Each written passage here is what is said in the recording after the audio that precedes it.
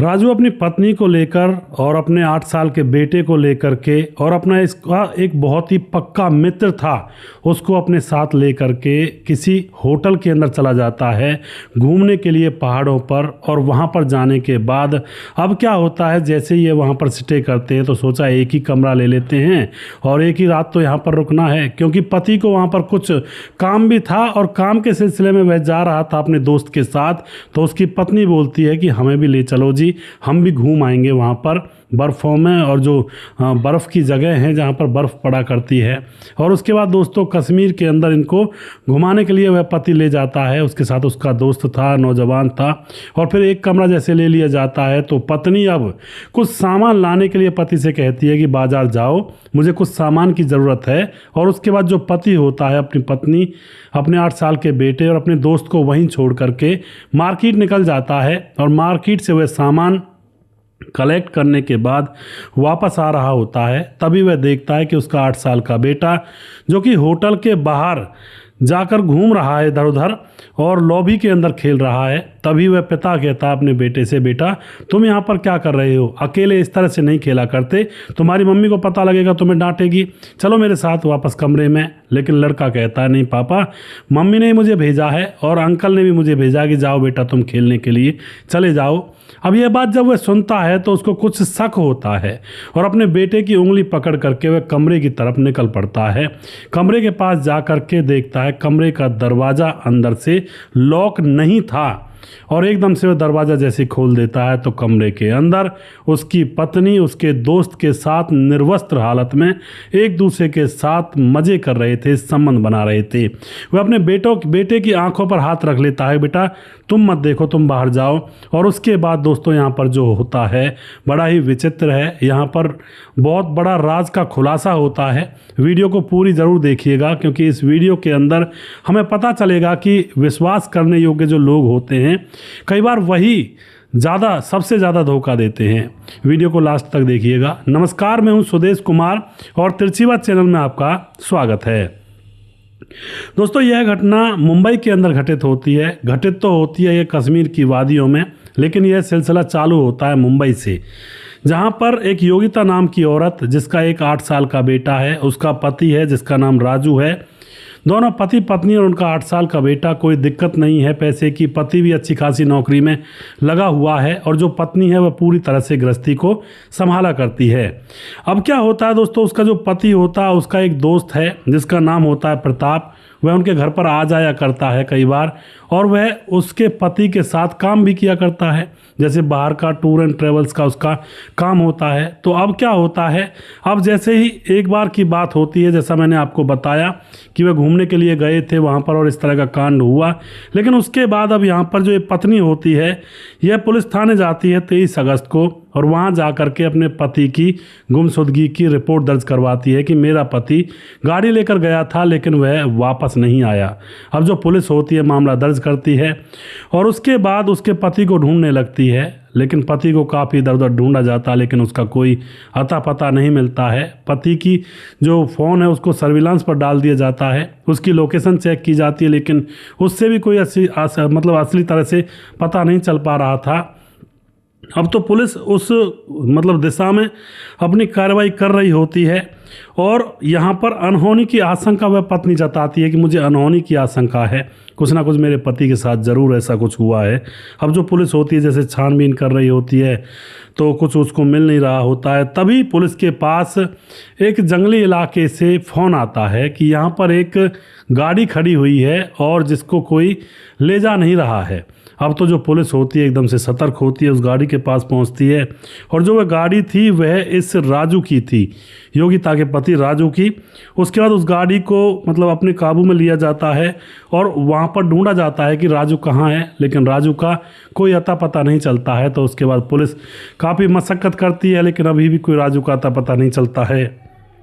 4 टीमें गठित की जाती हैं और एक टीम जो कि उस जगह पर पहुंचती है जहां पर वह गाड़ी मिली थी और वहां पर छानबीन बारीकी से करती है। 2-3 दिन गुजर जाते हैं लेकिन अभी तक पुलिस को कोई सुराग यहां पर नहीं मिल रहा था।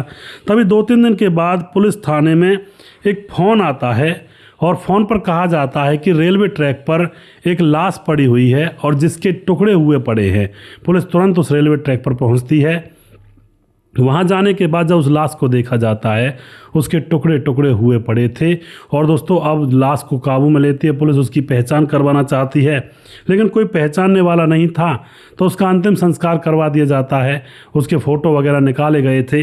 तभी दोस्तों यहाँ पर फिर से पुलिस के पास एक फ़ोन आता है। जैसे पुलिस छानबीन कर रही थी इस राजू को ढूंढने के लिए, तो पुलिस के पास यह फ़ोन आता है कि सर आप राजू को ढूंढ रहे हो, राजू गायब है, आप ऐसा करिए, राजू का जो दोस्त है प्रताप, आप उसको पकड़िए और उसके साथ 2 उसके दोस्त हैं, इनको पकड़ लीजिए, सारा मामला खुल जाएगा आपके सामने। अब ये फ़ोन किसका था यह वह नहीं बताता है और अपना नाम उजागर होने के लिए भी मना कर देता है। और उसके बाद पुलिस अब इसके दोस्त प्रताप को पकड़ लेती है, उसके साथ उसके 2 दोस्तों को भी पकड़ लेती है जो उस फ़ोन पर बताए गए थे, और अच्छी तरह से इनकी खातिरदारी की जाती है। पहले पकड़ने से पहले पुलिस अब प्रताप की कॉल डिटेल्स वगैरह और लोकेशन खंगालती है कि मामला क्या है। तो पुलिस को पता लग जाता है कि प्रकाश की जो लोकेशन है वह वहीं पर थी जहां पर यह गाड़ी खड़ी हुई थी। अब तो दोस्तों पुलिस जैसे प्रताप को पकड़ती है, पूछताछ करती है, तो प्रताप यहां पर सारी सच्चाई पुलिस के सामने बयां करता है। प्रताप बताता है जी मैं बताता हूं, मैंने ये सब कुछ किया है। वह बताता है कि जैसे मैं अपने दोस्त के घर पर जाया करता था तो उसकी पत्नी से मुझे प्यार हो जाता है, उसके साथ संबंध बनने लगते हैं। और अब जब हम घूमने के लिए गए थे वादियों के अंदर और कश्मीर के अंदर, तो फिर यहाँ पर क्या होता है, जो मेरे दोस्त की पत्नी है वो भी हमारे साथ चल देती है, योगिता। और वहाँ जाने के बाद अब हम दोनों एक दूसरे की तरफ नज़रों से इशारे कर रहे थे कि कब मौका मिलेगा। और जो योगिता होती है उसने अपने पति को बाज़ार भेज दिया और हम दोनों लग पड़ते हैं संबंध बनाने।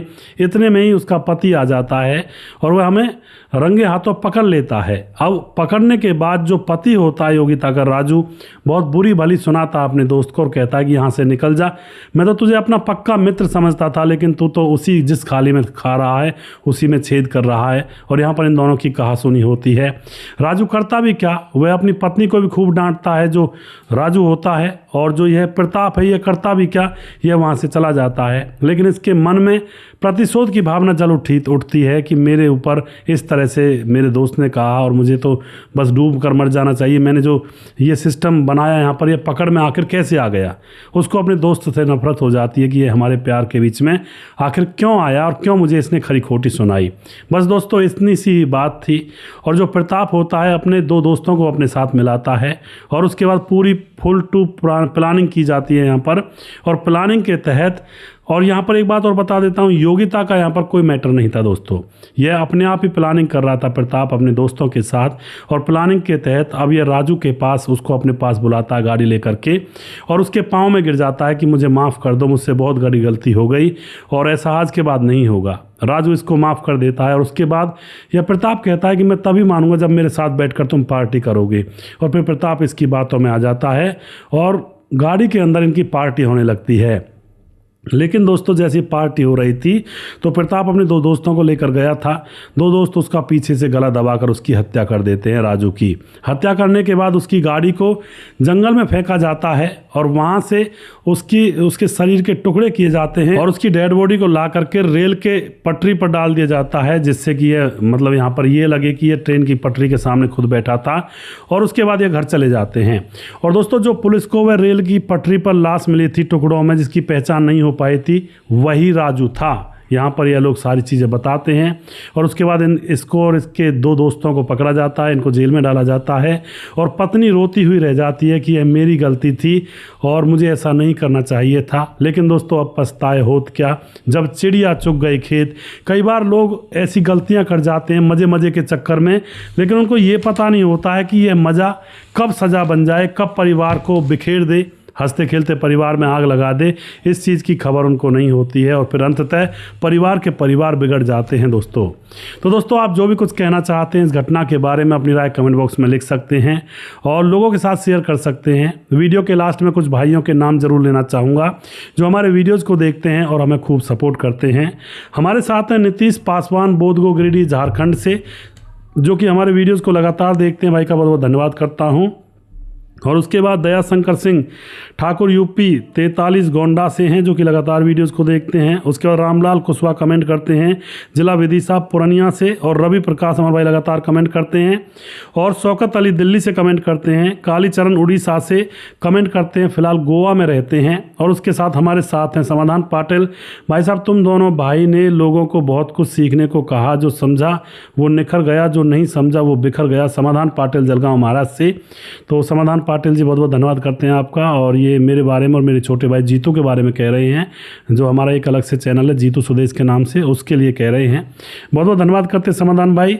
मोहम्मद फरमान कमेंट करते हैं जिला मुजफ्फरनगर खतौली से, आपकी कहानी बहुत अच्छी लगती है, आप बहुत अच्छी कहानी बताते हो और समझने की भी बातें, समझने और समझाने की भी बातें करते हो, फिर भी लोग फंस जाते हैं। बहुत बहुत धन्यवाद करते हैं मोहम्मद फरमान जी। अमित पटेल बिहार बेलवा मोतिहारी जिला से, सुदेश भाई नंबर देने के लिए मना करते हो तब भी लोग भेज देते हैं। अमित पटेल बिहार बेलवा मोतिहारी जिला से। अमित पटेल भाई का कहना यह है कि आप लोग जैसे कमेंट बॉक्स में नंबर लिख देते हो, तो किसी भाई ने कमेंट बॉक्स में नंबर यहाँ पर लिखा है, मैं देख लेता हूँ, उनके ऊपर कह रहे हैं। हाँ, एक उर्दू में लिखा हुआ, उर्दू मुझे समझ में तो आता नहीं है, लेकिन नंबर लिखा हुआ भाई ने। तो मैं बार बार यही कहता हूँ, भैया अपना नंबर कमेंट बॉक्स में ना लिखा करें, क्योंकि कोई भी गलत उपयोग कर सकता है और कुछ भी कर सकता है, इसलिए कमेंट बॉक्स में अपना नंबर ना दिया करें। तो यही बात अमित भाई कह रहे हैं कि सुदेश भाई मना करते हैं, फिर भी लोग नंबर दे देते हैं।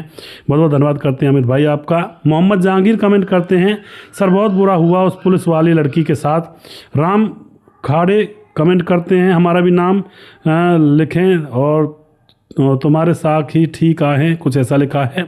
और राज बहादुर कुमार कमेंट करते हैं, जय हिंद सर, मैं राज बहादुर यूपी जौनपुर से आपकी सारी वीडियो देखता हूँ। बहुत बहुत धन्यवाद करते हैं राज बहादुर जी। रतनलाल शर्मा, भाई साहब आपकी कहानी बहुत अच्छी होती है, बहुत धन्यवाद जी। और उसके बाद प्रेम सिंह कमेंट करते हैं, राजपुर जिला विदिशा तहसील तयोद से। राम गोसाई कमेंट करते हैं। और उसके बाद हमारे साथ हैं स्वपन डे कमेंट करते हैं। कन्हैया यादव कमेंट करते हैं देवताहा से। और सुजीत कुमार कमेंट करते हैं, नमस्कार गुरुजी राधे राधे। सूरज डीओ फिजी से कमेंट करते हैं, स्वपन डे हैं। और उसके बाद हमारे साथ हैं रजत सैनी कमेंट करते हैं। और मोनू जैन हैं। अमलेश राम कमेंट करते हैं, बहुत अच्छी कहानी है जी। प्रवीण बघेल शिवपुरी से। सुजीत कुमार हमारे भाई लगातार कमेंट करते हैं, नमस्कार गुरुजी राधे राधे।